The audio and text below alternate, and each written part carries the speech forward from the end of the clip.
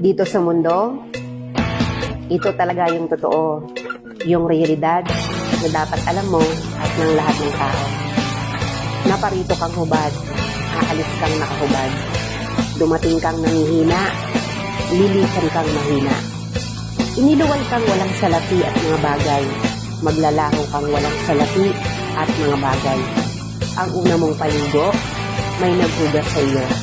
Ang huli mong paligo, may maghuhugas sa iyo. Ito ang buhay, kaya bakit labis ang malisya, ang inggit, ang pagkamuhi, ang galit at pagkamakasarili. Maging mabait sa lahat at gumawa ng kabutihan. May hangganan ng oras natin sa mundo.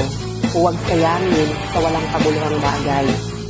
Manalangin at higit sa lahat, huwag na huwag natin sasambahin ng pera.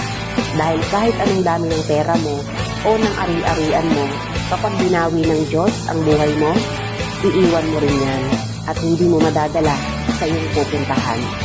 At sa halip, tumulong ka sa kapwa mo tulad ng pagtulong ng Diyos sa atin nung siya'y nagkatawang tao, matubos lang ang mga kasalanan natin.